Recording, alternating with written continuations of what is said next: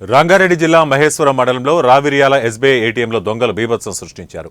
CC కెమెరాలకు spray కొట్టి emergency siren మ్రోగకుండా censor వైర్లను cut చేసిన దొంగలు కట్టర్ ఇనుపరాడ్ల సహాయంతో ఏటీఎంను బద్దలు కొట్టి డబ్బును చోరీ చేశారు. బ్యాంక్ అధికారులు పోలీసులకు సమాచారం ఇవ్వగా ఘటనా స్థలానికి చేరుకున్న డీసీపీ సునీతారెడ్డి దర్యాప్తు చేపట్టారు.